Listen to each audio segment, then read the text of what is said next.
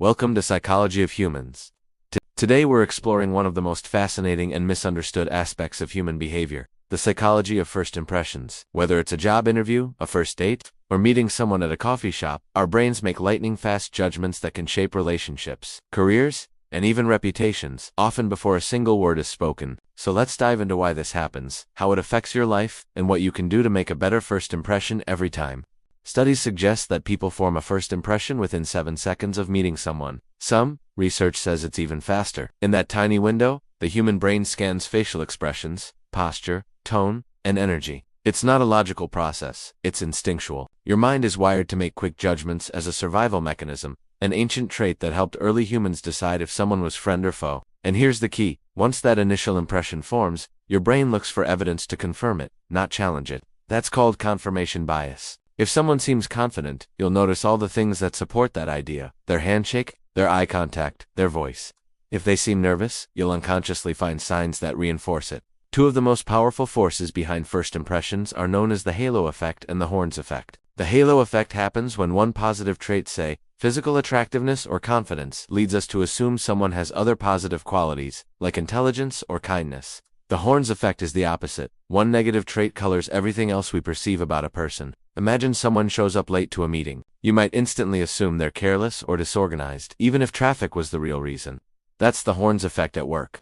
These biases shape how we treat others, how we get treated, and how our social and professional lives unfold. Over 90% of communication is nonverbal. That means your body speaks before your mouth does. Things like posture, facial expression, eye contact, and gestures all send signals. A relaxed, open stance suggests confidence and warmth. Crossed arms or avoiding eye contact can suggest defensiveness or discomfort. Even subtle cues like nodding as someone speaks, or mirroring their body language, create a subconscious sense of connection. Your tone of voice matters too. People are drawn to voices that are calm, clear, and steady. They project trust and competence.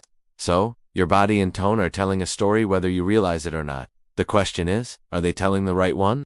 Ironically, the best first impressions don't come from trying to impress. They come from being authentic. Humans have an extraordinary ability to sense sincerity, and an even sharper ability to sense when it's missing. When you try too hard to act confident or likable, it often feels forced. But when you speak with genuine interest, listen actively, and show curiosity, people feel it. Authenticity builds trust, and trust forms the foundation of every great first impression.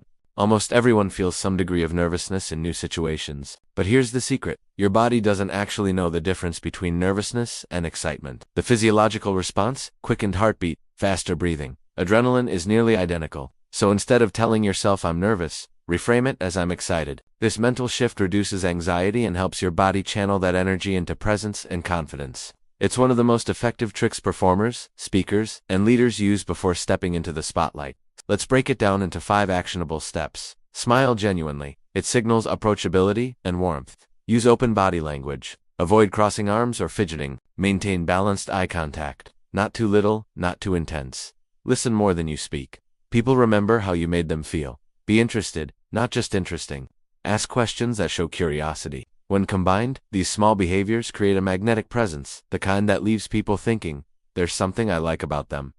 The hardest part about first impressions is that they stick, but they're not permanent. With consistent behavior over time, you can reshape how others perceive you. That's because while first impressions are formed quickly, lasting impressions are built through repeated experiences. If someone thought you were shy, and they later see you confidently sharing ideas, that image begins to change. Your actions can rewrite their initial judgment. It just takes patience and consistency. Here's an interesting twist: the way you perceive others says a lot about you. Psychologists call this projection. If you often assume people are judgmental or cold, it might reveal insecurity within yourself. But if you look for kindness or potential in others, that mindset tends to reflect your own emotional state.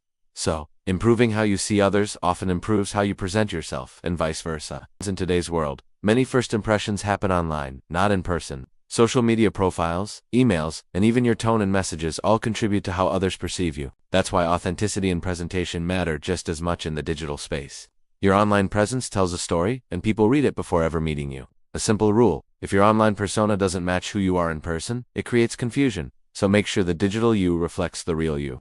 Here's the truth about first impressions: they're not about perfection, they're about connection. You don't need to be the most attractive, confident, or outgoing person in the room. You just need to be present, genuine, and aware. When your body language, tone, and words align with authenticity, you create trust. And in a world built on human connection, trust is the most powerful impression you can make. Thanks for watching. Please like and subscribe to Psychology of Humans.